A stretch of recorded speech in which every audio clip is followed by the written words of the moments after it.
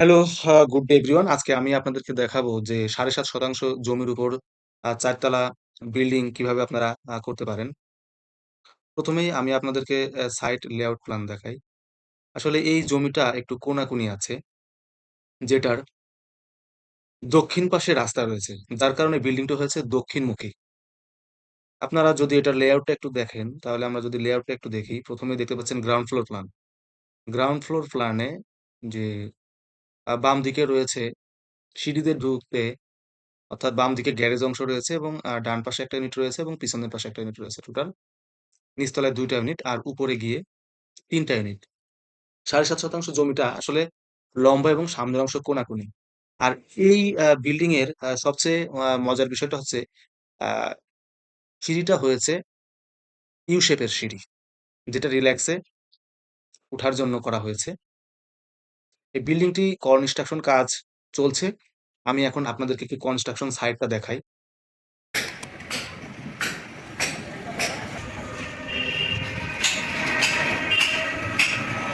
এটা করা হয়েছে বিম স্ল্যাব। আর যে সিঁড়ির কথা একটু আগে বললাম সেটা হচ্ছে এই সিঁড়িটা।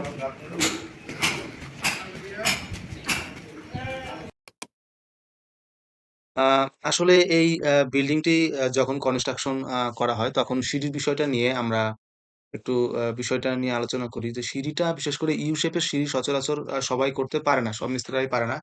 তাই ইউ শেপের সিঁড়ি অবশ্যই যে ডিজাইনার তাকেও খুব দক্ষতার পরিচয় দিতে হয় এবং স্টেপগুলি করা হয়েছে ৫ ইঞ্চি, ১০ ইঞ্চি এবং সহজে যারা বয়স্ক আছে, বাড়ির মুরুব্বিরা আছে তাদেরকে ওঠার জন্য ইউ শেপের সিঁড়ি আসলে খুবই গুরুত্বপূর্ণ। এখানে ৩ টা ইউনিট করা হয়েছে। এখানে দেখতে পাচ্ছেন সি লেভেল পর্যন্ত এটার গাঁথনি হয়ে গেছে। তা ভিউয়ার্স এটা দেখতে পাচ্ছেন 2nd ফ্লোর প্ল্যান। আমরা একটু দেখে আসি 2nd ফ্লোর প্ল্যানের ড্রইংটা দেখে আসি। এটা দেখতে পাচ্ছেন 1st two 3rd floor plan. অর্থাৎ 2nd ফ্লোর প্ল্যানে আছে হচ্ছে আ সামনের দিকে একটা ইউনিট, আ সিঁড়ির ডাইনে একটা ইউনিট এবং পিছনে একটা ইউনিট।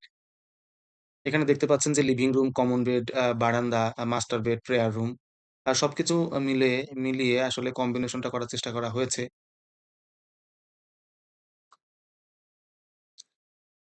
এখানে যদি স্ট্রাকচারটা একটু দেখাই, এই কলামগুলি দেখতে পাচ্ছেন যে যারা স্ট্রাকচারাল ডিজাইন নিয়ে কাজ করেন তারা এই কলাম লেআউটটা দেখতে পারেন। আর আমি বলব যারা বাড়ির কাজ করবেন তারা অবশ্যই প্রফেশনাল আর্কিটেক্ট এবং ইঞ্জিনিয়ার দিয়ে বাড়ির কাজ করাবেন। তাহলে আপনার বিল্ডিং এর মানও ভালো হবে এবং জায়গাটা প্রপারলি আ ইউজড হবে।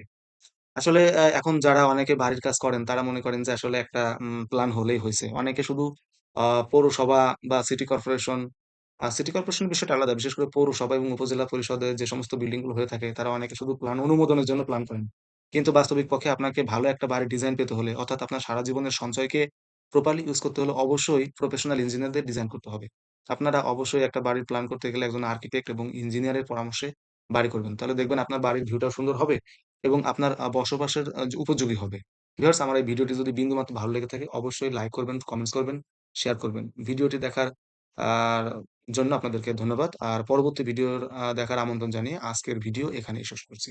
ধন্যবাদ।